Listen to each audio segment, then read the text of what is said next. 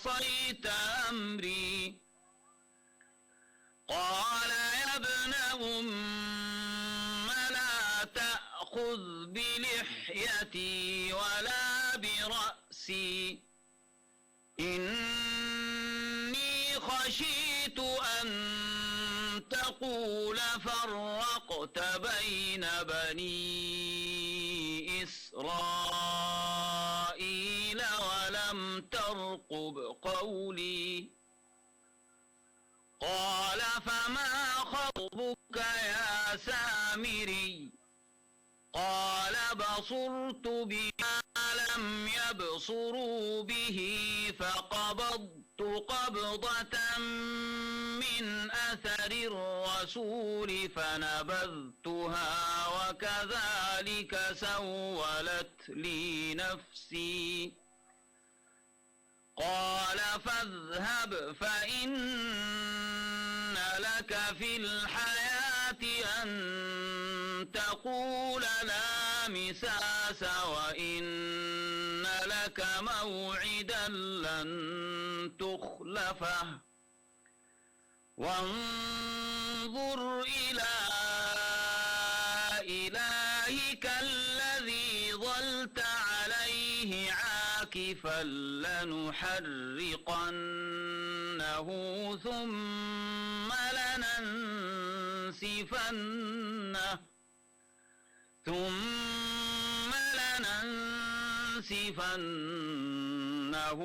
في اليم نسفا. إنما إلهكم الله الذي لا إله إلا هو وسع كل شيء علما. كذلك نقص عليك من أنباء ما قد سبق وقد آتيناك من لدنا ذكرا. من أعرض عنه فإنه يحمل يوم القيامة وزرا خالدين فيه وساء لهم يوم القيامة حملا.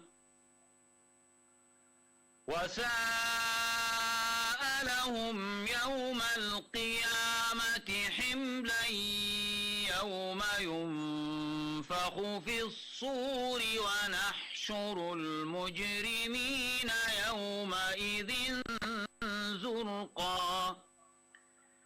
يتخافتون بينهم إن لبثتم إلا عشرا نحن أعلم بما يقولون. إذ يقول أمثلهم طريقة إن لبثتم إلا يوما. ويسألونك عن الجبال فقل ينسفها ربي نسفا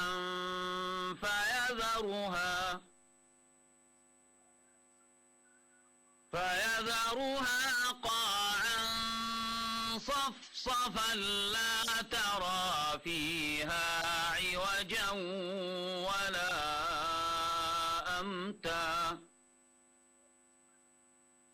يومئذ يتبعون الداعي لا عوج له وخشعت الأصوات للرحمن فلا تسمع إلا همسا.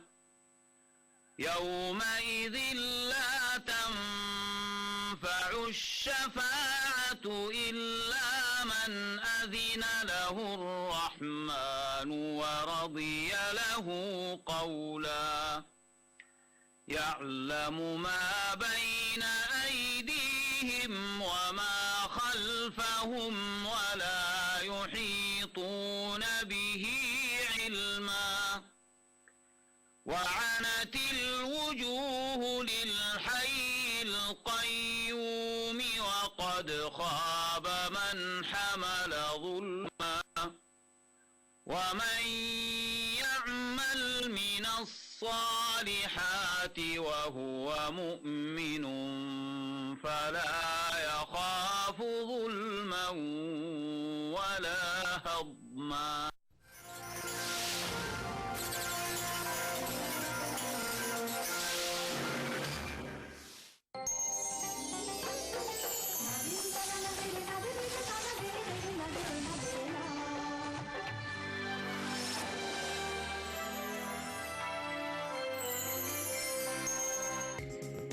ETV اردو پر اگلا پروگرام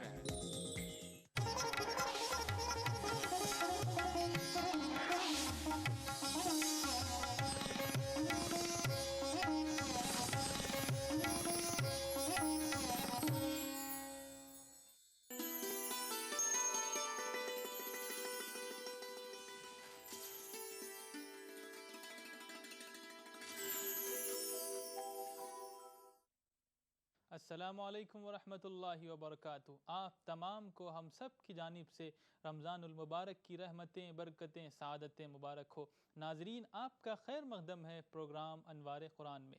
آج کی اس محفل میں قرآن کے 100ویں پارے کی تفسیر پیش کی جائے گی، جس میں لا یحب اللہ کے 4 رکوع اور سورہ مائدہ مکمل طور پر شامل ہیں. تو آئیے شامل ہوتے ہیں پروگرام تفسیر قرآن میں. نحمدہ و نصلی علی رسولہ الکریم، اما بعد. ناظرین، انوار قرآن کی اس مجلس میں آج جن آیات کی تلاوت کی گئی ہے، تراویح میں آپ نے جس کو سنا ہے، ان آیات کا خلاصہ پیش کیا جائے گا جو سورہ نساء کی آخری آیات اور سورہ المائدہ کی مکمل آیات پر مشتمل ہے. آغاز کلام چھٹے پارے سے یہاں شروع ہوتا ہے: لا یحب اللہ الجہر بالسوء من القول الا من ظلم وکان اللہ سمیعا علیما. اعلانیہ اللہ تعالیٰ کسی کی برائی کو پسند نہیں کرتا سوائے اس شخص کے جس پر ظلم کیا گیا ہو. مظلوم کو یہ حق حاصل ہے کہ اپنی ظالم کی برائی کرے، لیکن اللہ یہ بھی کہتا ہے کہ تم جس بھلائی کو ظاہر کرو یا چھپاؤ یا معاف کرو کسی برائی کو، تو اللہ تعالیٰ معاف کرنے والا ہے. اس کا مطلب یہ ہے کہ اگر کوئی معاف کر دے تو یہ بڑے اولو العزمی کی بات ہے، اور اگر وہ برائی کرتا ہے تو اس کو یہ حق ہے. اس کے فوراً بعد یہ سلسلہ شروع ہوا کہ ایمان صرف ایک رسول کو ماننے کا نام نہیں ہے، بلکہ تمام رسولوں کو ماننے کا نام ایمان ہے. فرمایا کہ جو لوگ اللہ کے رسول کے ساتھ کفر کرتے ہیں اور رسولوں کے درمیان تفریق کرتے ہیں، کہتے ہیں ہم بعض رسولوں کو مانیں گے اور بعض کو نہیں مانیں گے، اور اس کے درمیان وہ راستہ اختیار کریں گے، وہ لوگ سچے کافر ہیں. اور ایسے لوگوں کے لیے ہم نے دردناک عذاب مہیا کر رکھا ہے. جو لوگ اللہ کے رسول پر ایمان لائیں اور کسی رسول کے درمیان تفریق نہ کریں، اللہ ایسے لوگوں کو اجر عطا کرنے والا ہے. سلسلہ رسالت کے پر ایمان لانے کی دعوت کے بعد قرآن کا روح سخن مڑ جاتا ہے اہل کتاب کی طرف. وہ اللہ کے رسول صلی اللہ علیہ وسلم سے مطالبہ کرتے ہیں کہ کیوں نہ آسمان سے لکھی ہوئی کتاب نازل ہوتی. قرآن جواب دیتا ہے کہ اس سے بڑا سوال وہ موسیٰ علیہ السلام سے کر چکے ہیں، حالانکہ ان کے پاس تو لکھی ہوئی کتاب آئی تھی، اور جب یہ کتاب آئی تو انہوں نے کہا کہ ہم اس وقت تک نہیں مانیں گے جب تک اللہ تعالیٰ کو کھلم کھلا اپنی ان آنکھوں سے وہ دیکھ نہ لیں. پھر ہوا کیا؟ موسیٰ علیہ السلام جب کتاب لے کر آئے تو انہوں نے کہا کہ جب تک اللہ کو ہم اپنی آنکھوں سے کھلم کھلا نہ دیکھ لیں ہم تسلیم نہیں کریں گے. پھر موسیٰ علیہ السلام ان کو لے کر گئے تو ایک چیخ نے ان کو آ گھیرا. اس کے بعد پھر انہوں نے ایک بچھڑے کو اپنا دیوتا بنا لیا. پھر بھی ہم نے معاف کیا. پھر ہم نے ان کے اوپر طور کو اٹھا دیا. پھر ہم نے یہ بھی کہا کہ دروازے میں جب داخل ہونا تو سجدہ کرتے ہوئے داخل ہونا. پھر ہم نے ان سے یہ بھی کہا کہ سبت کے دن یعنی سنیچر کے دن مچھلی کا شکار نہ کرنا. اور ہم نے ان سے بہت پختہ وعدے لیے، لیکن انہوں نے اپنے وعدوں کو توڑا. انہوں نے اللہ کی آیات کی تکذیب کی، انہوں نے انبیاء کا قتل کیا. انہوں نے کہا کہ ہمارے دل تو غلاف میں ہیں، اللہ نے تو ان کے دل پہ مہر لگا رکھی. نہ صرف کفر کیا بلکہ حضرت مریم علیہ السلام پر بہتان باندھا، اور انہوں نے یہ دعویٰ کیا کہ ہم نے عیسیٰ مسیح کو قتل کیا ہے، حالانکہ انہوں نے ان کو قتل نہیں کیا، نہ انہوں نے سولی دی، بلکہ ان پر اشتباہ ہوا اور اللہ نے اپنے نبی عیسیٰ علیہ السلام کو اٹھا لیا. ایک وقت آئے گا کہ جب اہل کتاب میں سے ہر شخص اس بات کو تسلیم کرے گا اپنے مرنے سے پہلے، لیکن ابھی یہ سرکشی میں مبتلا ہے. یہودیوں کا وہ ظلم تھا جس کی وجہ سے ہم نے پاکیزہ چیزیں ان پر حرام کر دیں، اور اس وجہ سے کہ اللہ کے راستے سے انہوں نے لوگوں کو روکا. وہ سود بھی کھاتے تھے، حالانکہ سود کھانے سے ان کو منع کیا گیا تھا. وہ لوگوں کا مال باطل طریقے سے کھاتے تھے، اور ہم نے ان کے لیے دردناک عذاب تیار کر رکھا ہے. لیکن جو لوگ جن کے پاس علم راسخ ہے، جو مومن ہیں، جو اللہ کے رسول محمد صلی اللہ علیہ وسلم پر نازل ہوا، اور جو اس سے پہلے جتنی کتابیں نازل ہوئیں ان سب پر وہ ایمان لاتے ہیں، نماز قائم کرتے ہیں، زکوٰۃ دیتے ہیں، یہی وہ لوگ ہیں جن کو اللہ تعالیٰ اجر عظیم عطا کرے گا. اللہ کہتا ہے کہ آپ کی طرف ہم نے وحی پہلی مرتبہ نہیں کی ہے، اس سے پہلے بھی ہم نے وحی کی ہے آدم علیہ السلام کی طرف، نوح علیہ السلام کی طرف، ابراہیم علیہ السلام کی طرف، اسماعیل علیہ السلام کی طرف، اسحاق، یعقوب اور ان کی اولاد کی طرف، عیسیٰ، ایوب، یونس، ہارون، سلیمان، ان تمام انبیاء علیہ السلام کی طرف. اور بہت سے رسول ایسے ہیں جن کا تذکرہ ہم نے قرآن کریم میں کیا ہے، اور بہت سے رسول ایسے ہیں جن کا تذکرہ ہم نے نہیں کیا ہے. یہ رسول کون تھے؟ یہ رسول ایمان لانے والوں کے لیے خوشخبری دینے والے، اور برا کام کرنے کے لیے جو لوگ تہیہ کیے بیٹھے ان کو ڈرانے والے. دنیا میں اس لیے تشریف لائے تھے تاکہ قیامت کے دن کوئی یہ نہ کہے کہ ہم کو تو ڈرانے والا آیا ہی نہیں، تو ہم کیسے ایمان لاتے. جو لوگ کفر کرتے ہیں اور اللہ کے راستے سے لوگوں کو روکتے ہیں، وہ گمراہی میں دور جا پڑتے ہیں. جن لوگوں نے کفر کیا، ظلم کیا، اللہ ان کو کوئی راستہ نہیں دکھائے گا سوائے جہنم کے راستے سے. پھر فرمایا کہ اے لوگو، تمہارے پاس رسول حق لے کر کے آ چکا ہے، اگر ایمان لاؤ تو بہتر ہے، اور کفر کرو تو اللہ آسمان و زمین کا مالک بے نیاز ہے.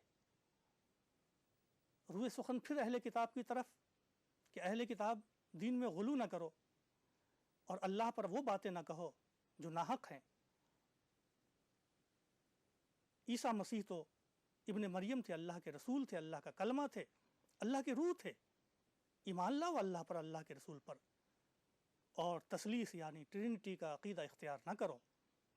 اس سے بچو، یہ بہتر ہے تمہارے لیے. اللہ پاک ہے کہ اس کی کوئی اولاد ہو. آسمان و زمین میں جو کچھ ہے سب اسی کا ہے. خود عیسیٰ مسیح نے اللہ کے بندے ہونے کا کبھی انکار نہیں کیا، نہ کسی مقرب فرشتے نے. اور جو کوئی اللہ کی بندگی سے انکار کرے گا اور استکبار کرے گا تو اللہ تبارک و تعالیٰ ان سب کو قیامت کے دن جمع کرے گا. لیکن جو لوگ ایمان لائیں گے، عمل صالح کریں گے، ان کو پورا پورا بدلہ دیا جائے گا.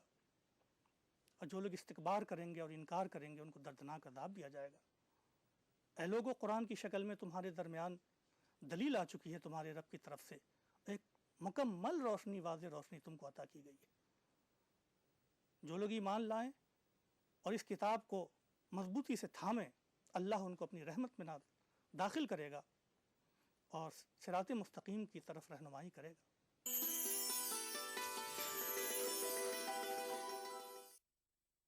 CT Group of institutions known for the best education, best results, best placements. Think of career. Think of CT. माह रमजान अल्लाह का इनाम, जहां हम बांटेंगे खुशियां और रौनकें। लुत्फ अंदोज होइए सहरो इफ्तार के लजीज पकवानों से और रूह को सरशार कीजिए नमाज तरावी से। बाजार में क्या है फैशन के रंग, बच्चों में कैसी है ईद की उमंग। हिंदुस्तान के 30 तारीखी शहरों में रमजान के नूरानी शबो रोज। प्रोग्राम रमजान की रौनकें, रोजाना रात 10:30 बजे सिर्फ ETV उर्दू पर। इस प्रोग्राम को पेश करने में ताउन कर रहे हैं खूबसूरत और हैदराबाद की सबसे बड़ी gated community pride hills, Bharat की पहली फ्लेवर्ड चाय लम्सा, तालीम की दुनिया में बैनुल अक़वामी नाम विद्या group of institutions, brown and Polson custard powder इफ्तार खास बनाए, यूनिक इंटीरियर्स और carpets मसाब tank Hyderabad, seasons shopping mall, Salim Masood complex, टोली चौकी, हैदराबाद, कलौंजी ऑयल, मोहम्मदिया प्रोडक्ट्स की पेशकश।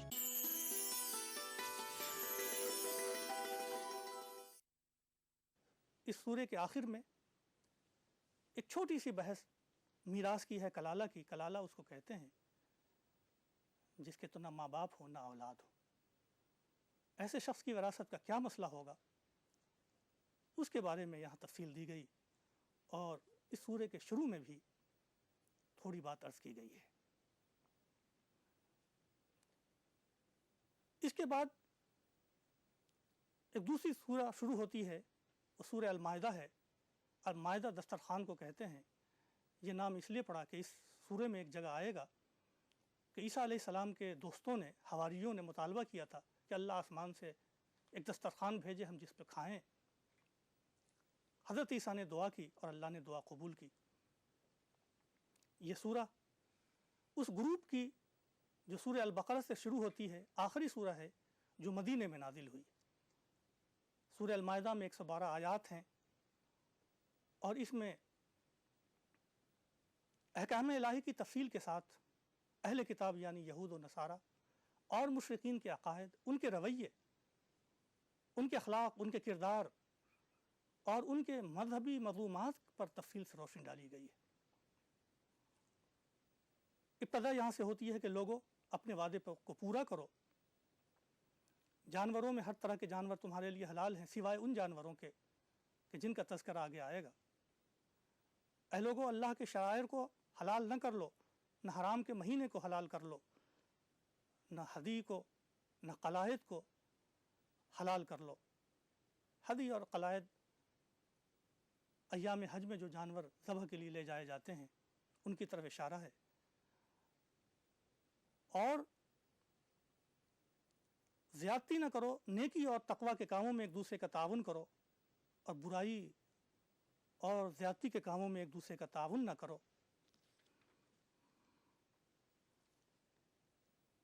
अल्लाह ने तुम्हारे ऊपर मुर्दार खाना हराम किया है, खून को पीना हराम किया है और खिंजीर का गोश्त हराम किया है।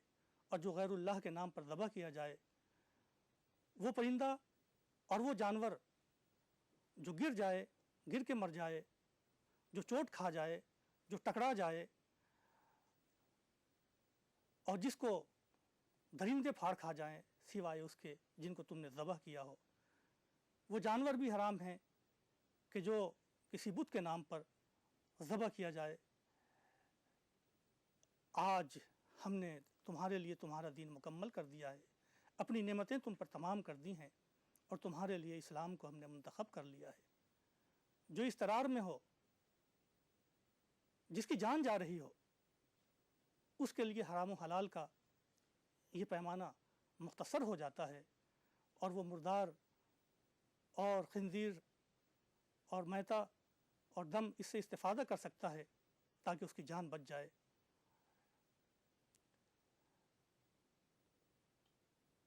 आगे फरमाया कि अहले किताब का जो ज़बिया है वो तुम्हारे लिए हलाल है।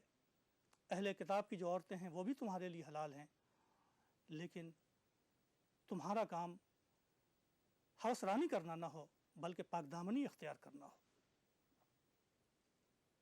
جو ایمان کے بعد کفر کرے گا اس کے اعمال ضائع کیے جائیں گے۔ پھر فرمایا کہ جب نماز کے لیے کھڑے ہو تو وضو کا اہتمام کرو، پھر وضو کے ارکان بتائے گئے، پھر تیمم کے احکام بتائے گئے۔ حاضرین، یہ جاننا بہت ضروری ہے کہ قرآن کریم نے کہیں تو میتہ کا ذکر کیا ہے، کہیں وضو کا ذکر کیا ہے، اور کہیں خواتین کا ذکر کیا ہے۔ اس میں باہم کوئی ربط نظر نہیں آتا، لیکن اگر آپ غور کریں تو قرآن کریم کے اندر ایک بہت حکیمانہ ربط ہے۔ اصل میں قرآن حلت بیان کرنا چاہتا ہے، ہر چیز کی شاہ کلید کیا ہے۔ جانور حلال ہوتے ہیں ذبح کرنے کے بعد، عورتیں حلال ہوتی ہیں نکاح کرنے کے بعد، اور نماز قائم ہوتی ہے وضو کرنے کے بعد۔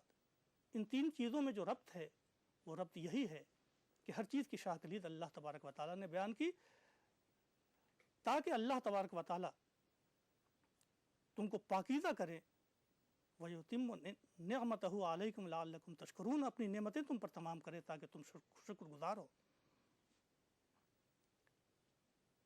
آیات کے ضمن میں ایک اہم بات یہ فرمائی کہ اے لوگو، انصاف پر قائم ہو جاؤ، کسی قوم کی دشمنی تم کو اس پر آمادہ نہ کرے کہ تم انصاف سے پھر جاؤ، نہیں، انصاف کرو، یہی تقویٰ سے زیادہ قریب ہے۔ سماجی زندگی میں جو چیز ہم کو قائم کرنی ہے وہ انصاف ہے۔ انصاف خواہ اپنے لیے ہو یا دوسروں کے لیے، اپنے خلاف ہو یا دوسروں کے خلاف، انصاف بہرحال قائم کرنا ہے۔ تب اللہ نے وعدہ کیا کہ اگر ایمان لانے کے ساتھ اگر عمل صالح کرو گے تو تمہارے لیے مغفرت اور اجر عظیم ہے۔ پھر یاد دلائے مومنوں کو وہ وقت یاد کرو کہ جب کچھ لوگ تمہاری طرف ہاتھ بڑھا رہے تھے، اللہ نے ان کے ہاتھ روک دیے اور اللہ نے تم کو بچا لیا۔ تو مومنوں کو چاہیے کہ وہ اللہ پر بھروسہ کریں۔ پھر بنو اسرائیل کی طرف مخاطب ہو کر اللہ نے فرمایا کہ اللہ نے بنی اسرائیل سے بھی میثاق لیا تھا، وعدہ لیا تھا، اور ان کے 12 قبیلے بنائے تھے، اور یہ کہا تھا کہ اگر تم نماز قائم کرو گے اور زکوٰۃ دو گے، ہمارے رسولوں پر ایمان لاؤ گے، ان کا ساتھ دو گے، اللہ کو قرض حسنہ دو گے، تو ہم تم کو جنت میں داخل کریں گے۔ لیکن جو کوئی انکار کرے گا وہ گمراہ ہوگا۔ لیکن اہل کتاب نے، خاص طور سے یہودیوں نے، مانا نہیں، انہوں نے میثاق کو توڑا تو اللہ نے ان کے دل سخت کر دیے، انہوں نے تحریف کی، اور ہمیشہ وہ خیانتوں میں مبتلا ہو۔ تھوڑے لوگ جو امانت میں خیانت سے کرنے سے بچے رہے، اللہ تبارک و تعالیٰ نے ان کے علاوہ باقی سب لوگوں کو سزا دی۔ اس سزا کا تذکرہ اس سورے میں بھی اور آنے والی سورے میں بعد میں آئے گا۔ یہودیوں کے تذکرے کے بعد پھر عیسائیوں کا تذکرہ کیا، کہا کہ جن لوگوں نے کہا کہ ہم نصارہ ہیں، انہوں نے بھی اپنا وعدہ بھلا دیا، تو ہم نے ان کے درمیان عداوت اور دشمنی پیدا کر دی۔ یہود و نصارہ کے تذکرے کے بعد ان کو یاد دلایا کہ جو تعلیمات تمہارے پاس ہیں اے اہل کتاب، انہی تعلیمات کا خلاصہ لے کر محمد صلی اللہ علیہ وسلم آئے، جو تم چھپاتے ہیں ان کو ظاہر کرتے ہیں، اور تمہارے پاس روشنی آ چکی ہے۔ اللہ تعالیٰ اس کے ذریعے سیدھے راستے کی ہدایت دیتا ہے، تاریکی سے نکالتا ہے روشنی کی طرف، تو اس کو اختیار کرو۔ پھر فرمایا کہ اہل کتاب میں جن لوگوں نے عیسیٰ ابن مریم کو خدا کہا، انہوں نے کفر کیا۔ اللہ کے لیے آسمان و زمین اور اس کے درمیان جو کچھ ہے سب اس کی ملکیت ہے، اللہ ہر چیز پر قادر ہے۔ یہود و نصارہ نے کہا کہ ہم اللہ کے بیٹے اور اس کے چہیتے ہیں۔ قرآن سوال کرتا ہے کہ اگر آپ ان کے بیٹے اور چہیتے ہیں تو اللہ نے کیوں سزائیں دی آپ کو آپ کے گناہوں کے بدلے میں؟ فرمایا نہیں، تم بھی عام لوگوں کی طرح انسان ہو، اللہ جس کو چاہے گا معاف کرے گا اور جس کو چاہے گا سزا دے گا۔ اے اہل کتاب، ایک مدت بعد ہمارا رسول تمہارے پاس آیا ہے، تاکہ قیامت میں یہ نہ کہہ سکو کہ ہمارے پاس کوئی بشیر و نذیر نہیں آیا۔ تمہارے پاس بشیر و نذیر آ چکا ہے، تمہیں اسے اختیار کرنا چاہیے۔ یہی وہ بات ہے جو حضرت موسیٰ علیہ السلام نے اپنی قوم کو یاد دلائی تھی۔ کہا تھا اے لوگو، اللہ نے تمہارے درمیان نبی بنائے اور اللہ نے تمہارے درمیان بادشاہ بنائے۔ اے لوگو، ارض مقدسہ میں داخل ہو جاؤ، اس کو فتح کرو، اور وہاں جا کر آباد ہو جاؤ اور مرتد نہ ہو۔ مگر ہائے رے بدقسمتی، یہودیوں نے اپنے نبی سے کہا کہ اے موسیٰ، وہاں کے لوگ بہت سخت گیر ہیں، ہم وہاں نہیں جائیں گے، تم جاؤ، تمہارا خدا جائے، دونوں مل کر کے لڑے، ہم یہاں بیٹھے تماشا دیکھیں گے۔ موسیٰ علیہ السلام نے دعا کی کہ خدایا، میں صرف اپنے بھائی کا مالک ہوں، اب اس فاسق قوم کے درمیان تفریق کر دے۔ اللہ تعالیٰ نے کہا اس کو سزا دیں گے، اور سزا یہ دی کہ 40 سال تک وہ میدان تیہ کے اندر گردش کرتے رہے۔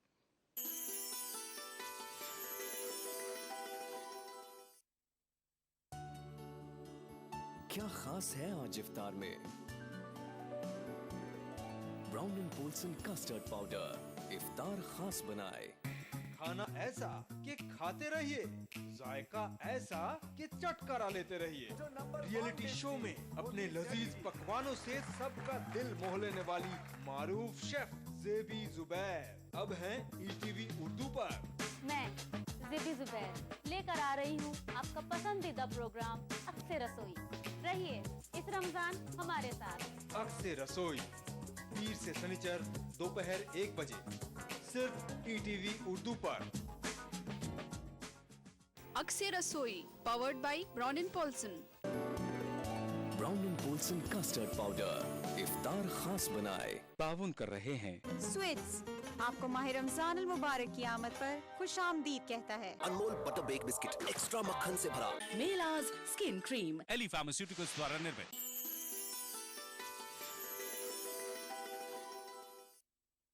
حضرت موسیٰ علیہ السلام کے تذکرے کے بعد روح سخن حضرت آدم کے 2 بیٹے حابیل و قابیل کی طرف مڑ گیا ہے۔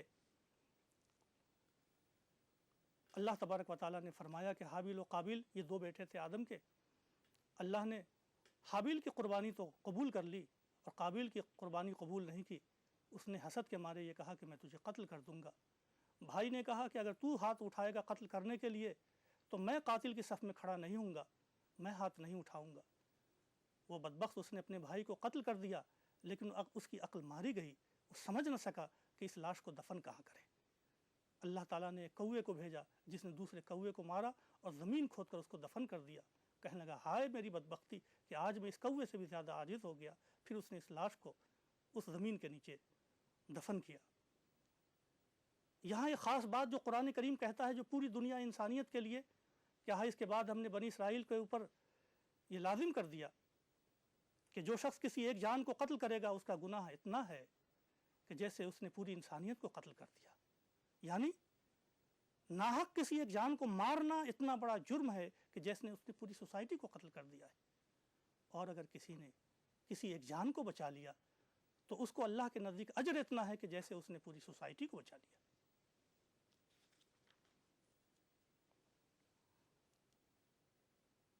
اس کے فوراً بعد ان لوگوں کی سزا بیان کی گئی جو ناحق ڈاکہ زنی کرتے ہیں، ٹیرر پھیلاتے ہیں، مال لوٹتے ہیں، مار ڈالتے ہیں۔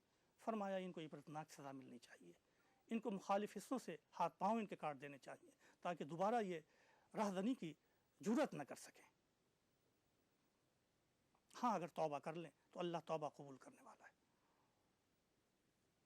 پھر اللہ تبارک و تعالیٰ نے فرمایا کہ یہی معاملہ چوروں کا بھی ہے کہ چور اگر چوری کریں تو ان کے بھی ہاتھ کاٹے جائیں تاکہ وہ دوسروں کو مال کو ہڑپ کرنے سے بچیں، لیکن جو لوگ توبہ کریں گے، اصلاح کریں گے تو اللہ ان کی توبہ قبول کر لے گا۔ پھر فرمایا کہ لوگوں